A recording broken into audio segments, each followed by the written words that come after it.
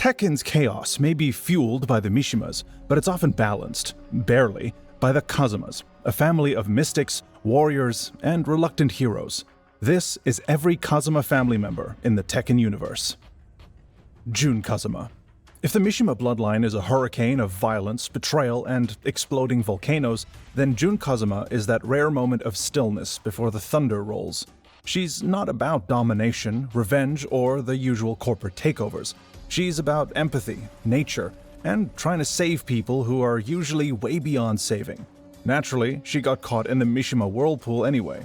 Jun's story begins on the island of Yakushima, a place that feels like the spiritual opposite of the Mishima Zaibatsu's steel towers. Surrounded by animals and nature, Jun was trained in Kazama-style traditional martial arts, but she also carried something far more mystical, psychic abilities that made everyone around her a little uneasy. While her peers were probably stressing over high school crushes, Jun was out here literally communing with nature, vibing with animals, and occasionally talking to ghosts. Spiritual, yeah. Creepy, maybe. But this gift defined her. She was meant to protect life, not destroy it. That sense of purpose eventually led her to Tokyo, where she became a wildlife surveillance officer for the WWWC, a conservation group. And it was here, in the middle of city life that threatened to drown her connection to nature, she crossed paths with the ultimate lost cause project, Kazuya Mishima.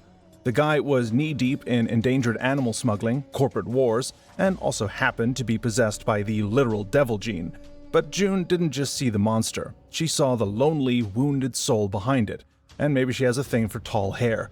Where most people ran from Kazuya, she stepped toward him. And in classic tragic romance vibes, they grew close.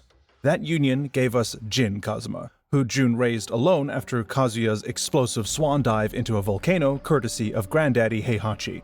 But Devil wasn't done with the Mishima bloodline. It came after her unborn child. And here we see just how special Jun really was. When the devil gene tried to corrupt Jin in the womb, Jun fought back with a surge of light, her blood reacting against Kazuya's darkness. She won that battle, but it painted a target on her family forever. Life with Jin in Yakushima was peaceful for a time.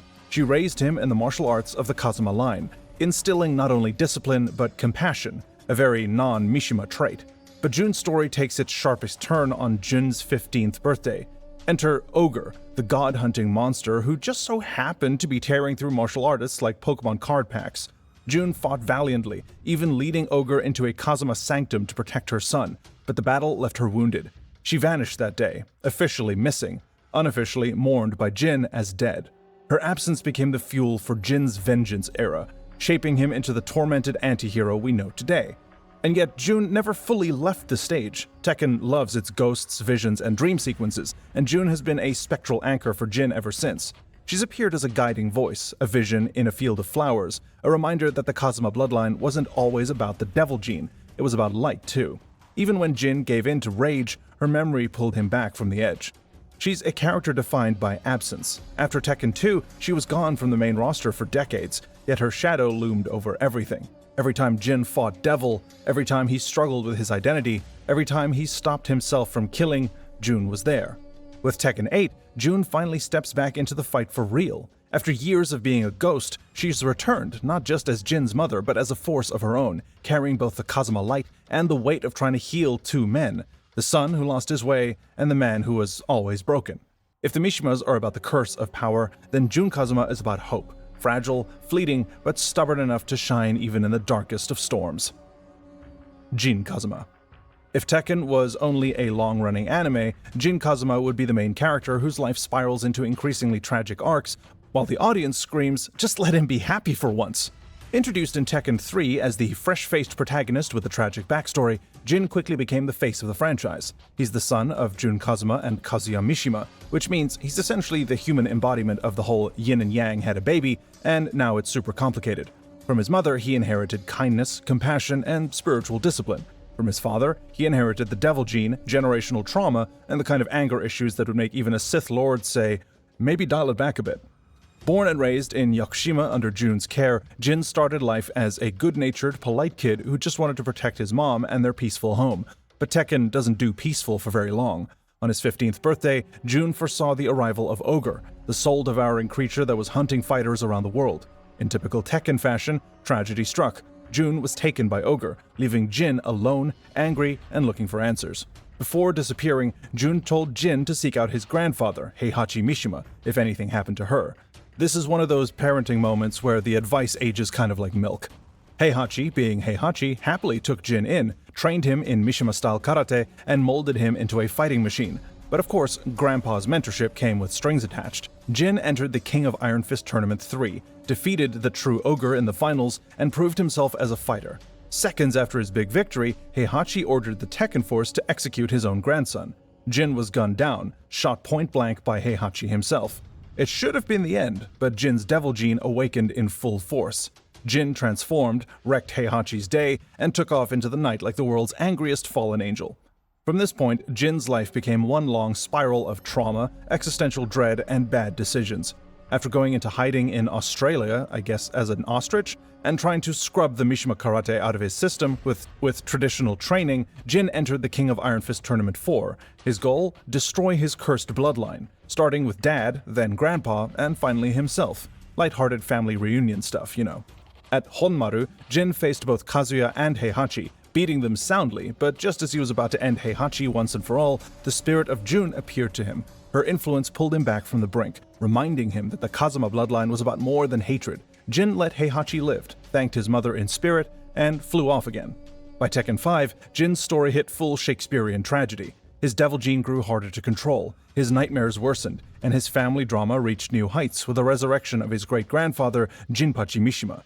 Jin entered the tournament, won, and inherited the Mishima Zaibatsu, but instead of shutting it down, Jin kind of leaned into the curse.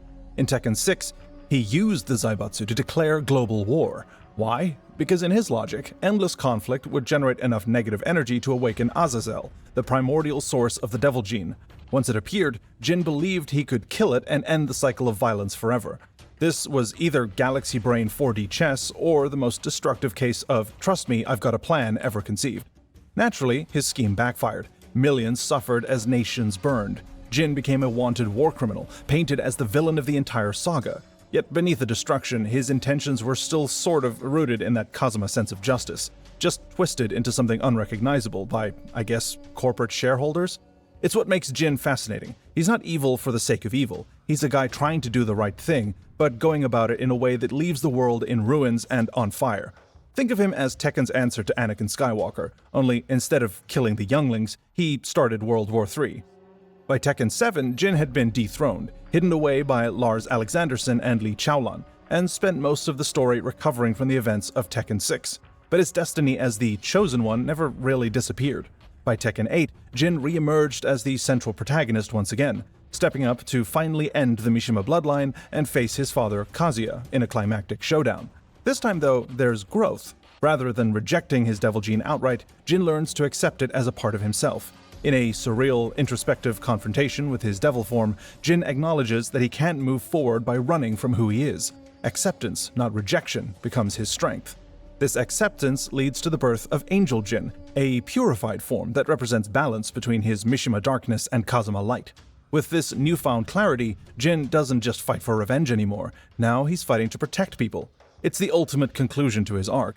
The boy who once wanted to end his bloodline at all costs has learned to live with his curse and transform it into something meaningful. And in true Tekken fashion, his final fight with Kazuya on Yakushima is nothing short of mythological. Devil versus angel, father versus son, darkness versus light. Lasers. But what makes Jin so enduring as a character isn't just the apocalyptic stakes of his battles, it's the layers of tragedy, resilience, and moral ambiguity he carries. He's a Mishima, but he doesn't want to be. He's a Kazama, but he struggles to live up to their ideals. He's cursed with a devil gene, yet he clings to the hope of redemption. He's the ultimate Tekken protagonist because he embodies the central series theme. Family legacies are heavy, messy, and painful, but you can still choose how you carry them. And yes, while his personality can sometimes make him come across as the brooding edgelord of the cast, there's still that hint of warmth. His bond with Xiao Yu, his rivalry with Hwoarang, and even his brief moments of humor remind us that under the devil wings and angst and crazy hair, Jin is still that boy from Yakushima who just wanted to protect his mom. Asuka Kazama. If Tekken was a high school drama, Asuka Kazama would be the fiery classmate who can't help but insert herself into every fight, every argument, and every mess. Introduced in Tekken 5, Asuka might not have the tragic, destiny-laden weight of her cousin Jin, but she brings something equally important to the story of the Kazama clan: humanity. She's grounded, brash, and unwilling to let injustice slide, even if her methods usually involve a well-placed punch to the face. Born and raised in Osaka, Asuka was trained in the Kazama-style traditional martial arts from an early age. Unlike Jin, whose Kazama training was steeped in discipline and spirituality under Jun, Asuka's upbringing was more practical.